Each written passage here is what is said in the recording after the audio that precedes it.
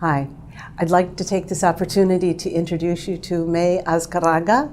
And May and I are both Chicagoans, so that's a nice touch point for people to realize that we move around quite a bit. And May is a student who is returning to the University of Washington, Bothell. She's been in the Air Force and is now in the Air Reserve. She has a very interesting combination for her major at the university, and I'd like May to further introduce herself and tell you what her major is about. All right. I'm May, and my major is in business with a concentration of management information systems. I also partook in a minor in computer science software engineering. So May, we had an opportunity to meet each other online. Yes. And do some debriefing of this assessment that you took recently, and you had some very, very interesting job satisfaction indicators. I mean, there's no doubt that the people that are attracted to cybersecurity are very bright people. I'm seeing that all of the time. So the thing I'd like to focus on today with you are some of the job satisfaction indicators that you mentioned, because you said that you don't mind having multiple things to do, but you said that your top limit for things to perform or tasks to have on hand was about 3, wasn't that right? Yes. Okay, but what is it about doing them that is important to you?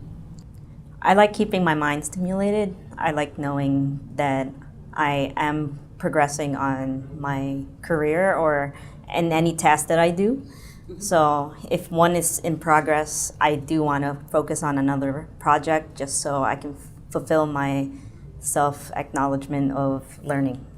Okay, and the thing that I noticed, because I'm trying to take a look at you as the whole person. Okay, so here you are, a woman who's gone into the Air Force, and you were working in avionics? Yes, avionics technician, back shop. I work with electronic components that go into the avionics systems of airplanes. I worked in 3 different airframes, F-16s, B-1s, and now I'm in McCord with cargo planes, C-17s. Okay, and you're also at an E5, which means that you are managing people as well. Yes, I'm in more of the supervision, middle tier, what people would say the backbone of the Air Force. Okay, the middle tier management. So I'd like to point out some things that I find very, very interesting, because as a woman you are working with things, you're very good spatially, you put things together, you fix them, all right?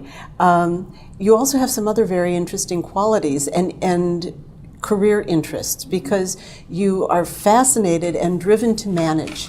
Okay, which I think is great, because you're getting an opportunity to try this out. But at the same time, we talked about the fact that people are okay in small doses for you.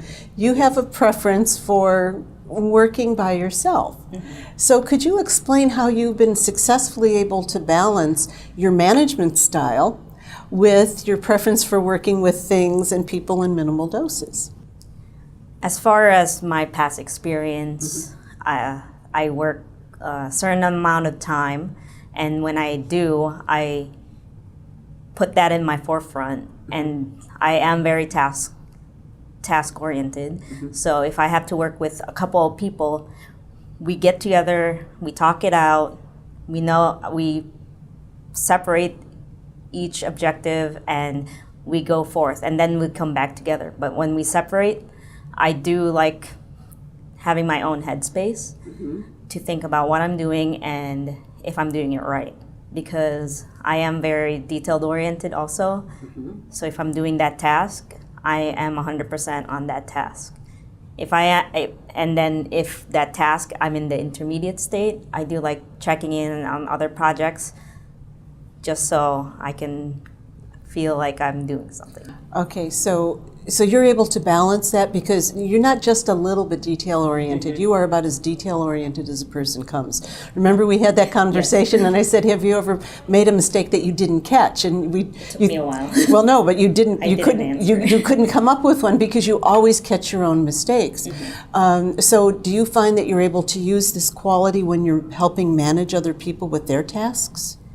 Right now, as far as what I've learned about myself, instead of just trying to tell them or do it for them, I do ask that question. And when they go through their step process and I see the mistake, I do stop and go around that problem to see on how we can alleviate it.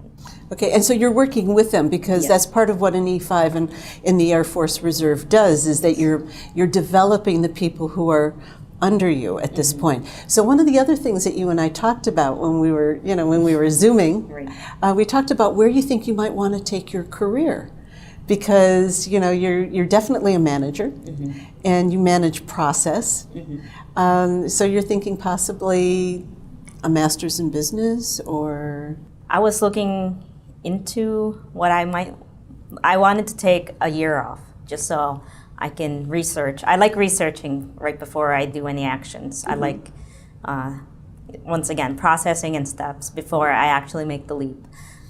So I would like to do maybe an MBA or a graduate type level of managing data structures, maybe an enterprise type of degree. It could. I do like the cybersecurity area just because I have been integrated with like a lot of securities, confidentialities, and I like keeping things secure. you do, and that's important. So one of the things that I do want to mention, and I've mentioned this to people before, and I'm going to bring it out again, is that having a mentor is very, very important. Now, when you go to our corporate partner, you're going to be mentored there. However, one of our graduate students, who is now a full colonel in the Air Reserve, who used to be with the 443 where you are located, is now reclassified into cybersecurity out of aircraft maintenance. And I'm going to do a personal introduction to Colonel Carroll and give you an opportunity to pick another mentor up along the way. And that's all I ever want. Experience and opportunity. Okay, and then one day you're going to be in a position where you can mentor someone who's coming up behind you. May, I'm really looking forward to working with you this year and seeing the great things you're going to accomplish. Thank you. Okay.